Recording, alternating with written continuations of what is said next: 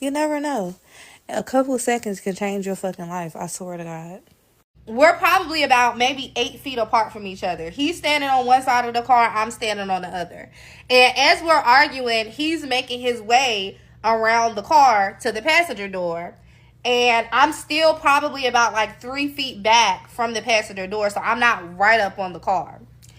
So it gets to a point where we kind of like standing face to face. Now, at this point, the argument has gotten past who's driving home. Now we're saying things to hurt each other. Nah, this story caught me off guard. I'm not gonna lie, it caught me off guard. A woman went to visit her boyfriend's family, and what started as a sweet trip turned real dark real quick. She's talking about how it switched up just like that overnight. I'm talking about night and day. Let's get into it because this is one of those examples of you never really know someone that I've seen lately. Sheesh. You never know. A couple seconds can change your fucking life, I swear to God. We're probably about maybe 8 feet apart from each other. He's standing on one side of the car, I'm standing on the other. And as we're arguing, he's making his way around the car to the passenger door. And I'm still probably about like 3 feet back from the passenger door, so I'm not right up on the car. So it gets to a point where we kind of like standing face to face.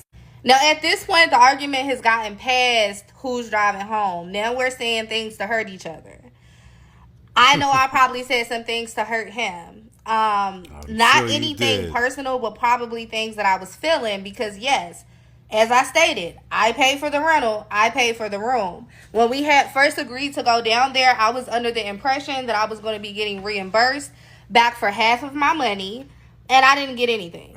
So, yes, I probably was harboring feelings as we were going through the weekend because I'm kicking out money for food, gas, and at this point, I'm feeling like I'm being used, and I don't like that.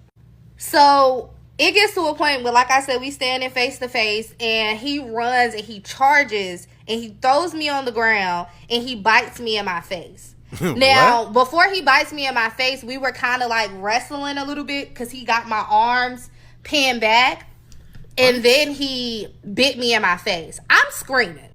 Of course, naturally, I am trying to get him up off of me. Nah. Biting Shorty in the face is diabolical. What, you had some bath salt? I mean, what was you really going through? And I'm gonna tell you something like this, sweetheart. Listen, if you're paying for someone and you're doing it with regret, you shouldn't be doing it.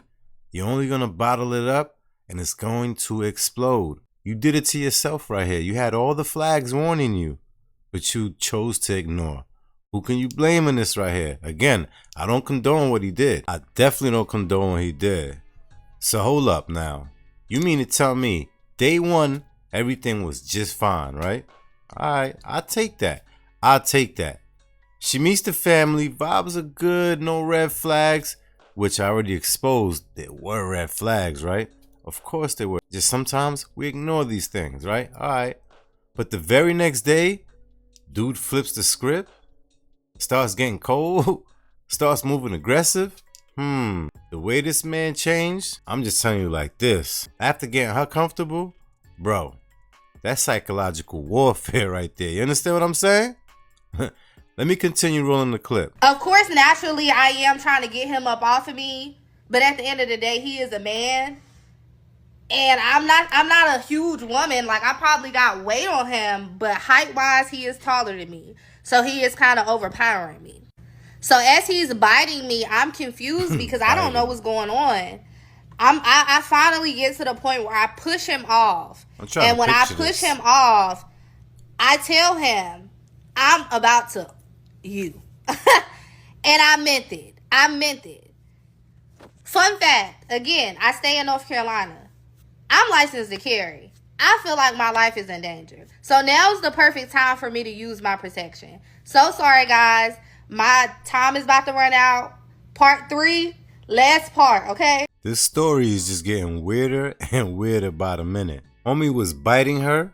She's in a license to carry state. Well, I don't even think you even need a license anymore. It's open carry, right? You don't need a permit. Well, I don't know if that's just what, Texas and Florida. I'm not sure. Correct me if I'm wrong, but Your boy is bugging. Biting? I'm still trying to like imagine or picture how that situation would look. And she said, as he's biting me. That means he didn't just say, huh? He was like he was hungry. He was eating on something. You know what I mean? Like maybe he went down on the wrong lips. Now, on another note, I checked a few comments under this, and let's just say people are heated. This is what they're saying. Some folks are saying he showed his true colors the second he felt like she was locked in. Others, they think he never wanted her around his family. I don't know why though. Why would you bring someone around your family if you don't want them there to begin with? Was he pressured or something like that? I don't know. Either way, this story is just weird. You know what I mean? The shift was too fast and too targeted. Hey, I'm calling it how I see it. You know what I mean? You don't go from loving to hostile in 12 hours. That's unheard of. Unless there was hate hiding underneath somewhere. I don't know. You tell me. But let's continue the clip rolling into part 2. Let's see what she's going to continue saying. The side of me. So I end up reaching on the side to retrieve what I'm about to retrieve. So I retrieve it. As I'm retrieving it, because you got to understand everything is moving really fast. As I retrieve it, he's getting up and I fire. Mind you, it's pitch black dark. So as he's getting up to run into the direction of the house, I fire again, but it jams. So I'm not in my right mind. As I said, everything is running pretty fast. So I'm just trying to just click. Ain't nothing working. So I'm getting upset. As I'm doing that, I'm also walking up to where, the house is at. I jiggle the doorknob, it's locked. I try to kick it down, it's locked. At this point, the baby mama and homeboy A is looking at me and they like, oh my God, your face. I feel my face throbbing, but I'm not realizing that I got blood gushing and running down my face. I feel defeated. Ain't nobody try to help me. Ain't nobody try to break anything up. Again, I am in an area where I don't know anybody at. And my ex had went to prison for poking up his own brother. So and I know that it's a lot of red flags, y'all. And with me even just saying that out loud, it sounds crazy. But I did not feel like I was in a safe spot. And my protection is now not working. It's jammed. So I end up finding the keys on the ground and I end up leaving from that area. Now, a lot of y'all are going to ask me, Keisha, why didn't you call the law? Why didn't you call 12? As a black woman living in North Carolina that has dealt with DV before in the past, not in this relationship, but in the past, I don't feel safe calling them. At this point, in an area where I don't know where I'm at, my dogs is in a hotel. I'm just trying to make sure that I'm okay. So I'm speeding back to the hotel. I pack up my dogs. As I'm packing up my dogs, I'm going back and forth in and out of the hotel. I see his friend A car like coming in and looking like they about to try to pull behind my car. So I hurry up. I kick it in second gear and I get everything in the car. They tried to pull up beside me and say something, but at this point, I don't know what you want. I don't know what you have. I don't feel safe. Now, I did let the front desk lady know what happened, so that they can be able to call the law, because at this point, I'm losing a lot of blood, y'all. Like, I'm losing a lot of blood. At this point, I'm now sitting down in a point. I'm sitting in my car. I'm able to, like, pull the mirror down and really assess my face. My whole lip right here was hanging off. This whole piece right here was missing. He bit 3 centimeters of my lip off. Like he took a chunk of my lip off and this whole piece right here was hanging down. So I'm just so devastated at this point.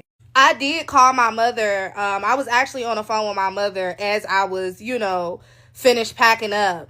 She immediately told me to come back home. She hey, come back home ASAP so we can go to the hospital and report him. Duh. You think so? You see, this is why women, and honestly anyone need to pay attention to how someone act around their own people. Because if someone treat their own people like shit, guess what?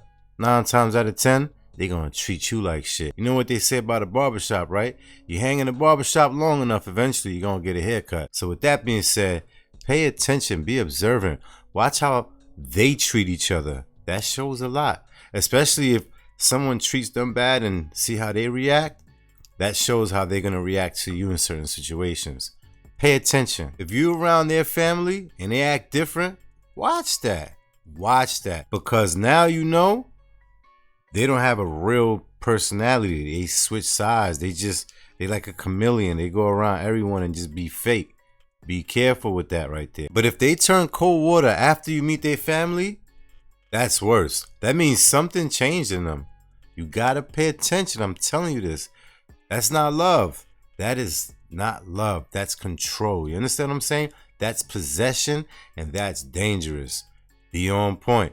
Let's roll the clip though. It's almost done. Let's continue. So I go to the hospital, of course, in the state of North Carolina and probably a lot of states. Anytime you come into the hospital with a severe injury, they're going to get the police involved. So I was able to, do a report there at the hospital. And the hotel lady did have a detective from the area where he's at to call me. Now, I do want to let y'all know something. He's not in jail. Sorry to ruin y'all. He's not in jail. As bad as he should be in jail, he's not. And I'm going to tell you why. As I stated in part 1, he had been living with me for 10 months. Prior to him living with me, he was living with somebody else. Prior to that, he was living, like, this man was a homosexual, y'all. And I did not know. The reason that he's not in jail is because can't nobody find him. As I said in part 1, he had been living with me for 10 months. Prior to that, he was living with somebody else. Nah, something is wrong with her too. I don't know. Something just seems off about this whole situation. She seemed a little bit nonchalant. I mean, we need to really know both sides of the story. I need to know what really transpired. We're only going with her story right now. I am not saying that he is innocent. I don't condone dudes that put their hands on women.